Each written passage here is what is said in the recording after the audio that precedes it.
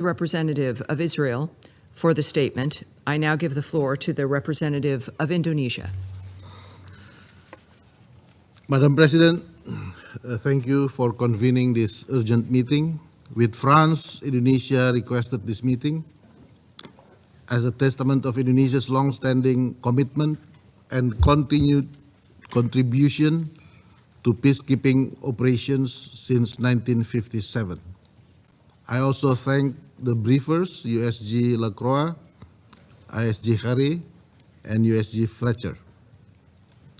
I should also like to thank you, Madam President, for giving me the floor to express the sense of grief, anger, and frustration of over 285 million people of Indonesia. I am sure that this sense of grief, anger, and frustration is widely shared by the people of the world. I am heartened by the pouring of expression of condolences, support, and solidarity from the members of this Council and the wider international community. Let me begin by honoring the memory of the fallen soldiers of peace by calling their names in this august chamber. Zulmi Aditya Iskandar, Major, Infantry, 33 years young. Muhammad Nur Ikhwan, First Sergeant, 25 years young. Fahrizal Ramadan, Corporal, 27 years young. Corporal Fahrizal lost his life serving his duty in our post in Ashid Al-Quzair. Major Zulmi and First Sergeant Muhammad lost their lives in the attack to their convoy, providing logistical supports in Bani Hayyan. We cannot accept these killings of peacekeepers. This is a grave loss to Indonesia. This is also a grave loss to all of us, to the United Nations, to this Council, and to every community that looks to peacekeepers as symbols of hope and peace. Further, the attacks injured 5 other peacekeepers: Captain Sultan Wiryan Maulana, Corporal Riko Pramudia, Corporal Arif Kurniawan, Corporal Bayu Prakoso, Cadet Private Denny Rianto. These peacekeepers fell and wounded while carrying out a mandate entrusted to them by this very Council. Indonesia condemns in the strongest terms these heinous attacks against those peacekeepers serving with the UNIFIL on the 29th and 30th of March 2026. Indonesia urges all relevant actors to ensure the prompt, safe, and dignified repatriation of the remains of the 3 deceased personnel and request the best possible medical treatment and comprehensive care for the 5 injured peacekeepers to ensure their full and swift recovery.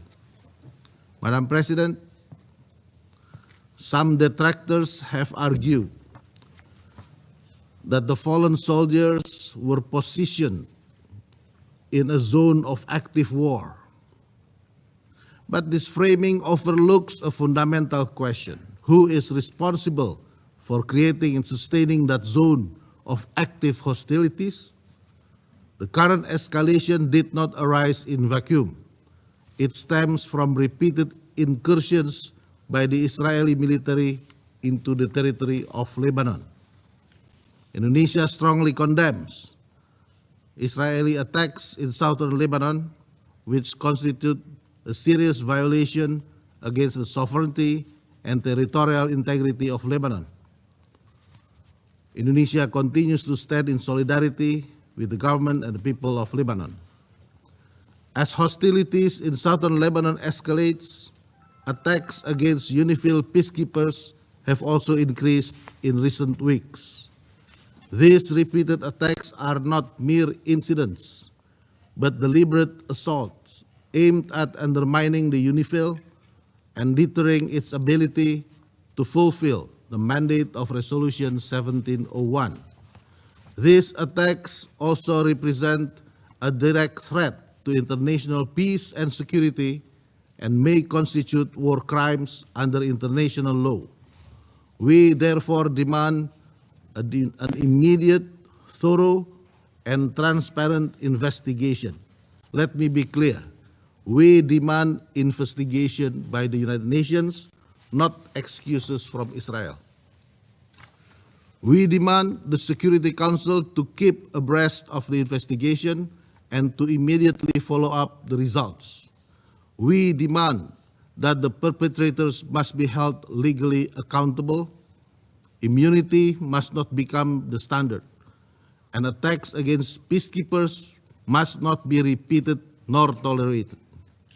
We also demand a firm guarantee from all parties involved, including Israel, to uphold their obligations under international law, to immediately cease attacks and aggressive behavior that endanger UN personnel and property, and to refrain from any action that further escalates the hostilities.